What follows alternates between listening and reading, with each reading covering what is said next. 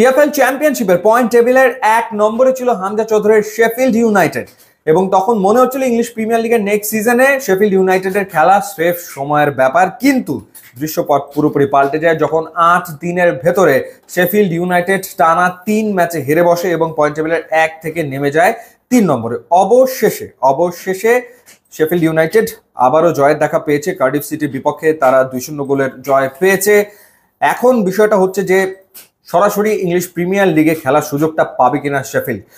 জানিয়ে রাখি নিয়মটা, সেটা হচ্ছে যে ২৪টা দল ইএফএল চ্যাম্পিয়নশিপে খেলছে। এখান থেকে পয়েন্ট টেবিলের ১ আর ২ নম্বরে থাকা দল দুটো তারা ডিরেক্ট প্রমোশন পাবে ইংলিশ প্রিমিয়ার লিগে। আরও একটা দল খেলার সুযোগ পাবে পয়েন্ট টেবিলের ৩ থেকে ৬, এই ৪টা স্পটে যে দলগুলো থাকবে তারা প্লে অফে খেলবে এবং সেখান থেকে আরও একটা দল ইংলিশ প্রিমিয়ার লিগে খেলবে।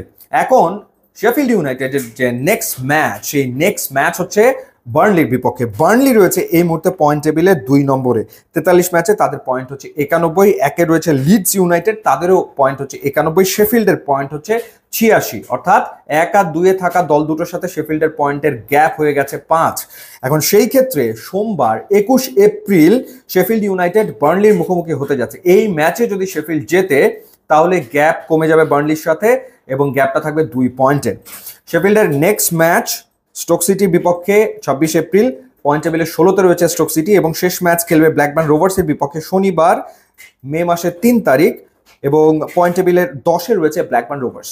সো এই ৩টা ম্যাচ ডেফিনেটলি শেফিল্ড ইউনাইটেডকে আসলে জিততেই হবে। শুধু জিতলে হবে না, তাকিয়ে থাকতে হবে যে বার্নলি এবং লিডস ইউনাইটেড কি করছে। বার্নলি যদি শেফিল্ডের কাছে হারে, তাদের বাকি যে দুটো ম্যাচ, সেই দুটো ম্যাচের একটা হচ্ছে কিউপিআর এর বিপক্ষে, সেটা হচ্ছে ২৬ তারিখে, পয়েন্ট টেবিলের ১৪ নম্বরে রয়েছে কিউপিআর, এবং মে মাসের ৩ তারিখে তারা লাস্ট ম্যাচ খেলবে মিলওয়ালের বিপক্ষে এবং মিলওয়াল রয়েছে পয়েন্ট টেবিলের ৯। সো পয়েন্ট টেবিলের ৯ আর ১৪তে থাকা দলের বিপক্ষে বার্নলিকে খেলতে হবে। এখন সেই ক্ষেত্রে শেফিল্ডকে জিততে হবে ৩ ম্যাচ এবং তাকিয়ে থাকতে হবে এই ম্যাচগুলোর দিকে যাতে বার্নলি আসলে হারে, তাহলে আসলে পয়েন্ট টেবিলের ২-এ ওঠার সুযোগটা ডেফিনেটলি থাকবে শেফিল্ডের। কারণ একে যে টিমটা রয়েছে, একে লিডস রয়েছে। এখন লিডসের ম্যাচ বাকি রয়েছে স্টোক সিটি, ব্রিস্টল সিটি এবং প্লাইমাউথের বিপক্ষে। এর ভিতরে প্লাইমাউথ পয়েন্ট টেবিলের একেবারে তলানির দিকে দল, ব্রিস্টল সিটি ৫-এ রয়েছে, সুতরাং এটা একটা ভালো ম্যাচ হবে। আর রয়েছে স্টোক সিটি মাঝামাঝি অবস্থানে রয়েছে। সো সেক্ষেত্রে লিডসকে আসলে চ্যালেঞ্জ করাটা কিছুটা ডিফিকাল্ট হতে পারে, বা ডিফিকাল্ট হওয়ার কথাই, হয়তো লিডসকে নাও ছুতে পারে, সেই সম্ভাবনা তুলনামূলক কম। তবে বার্নলিকে ধরার একটা চান্স এখনো কিন্তু রয়েছে এবং সে কারণে হামজা চৌধুরী উল্লেখ করেছেন যে কঠিন এক সপ্তাহ আসলে আসছে। আসলে কঠিন সপ্তাহ সোমবার ২১ এপ্রিল, ম্যাচের দিকে চোখ থাকবে সবার। Burnley versus Sheffield United, point table ২ এবং ৩-এ থাকা দুই দলের লড়াই।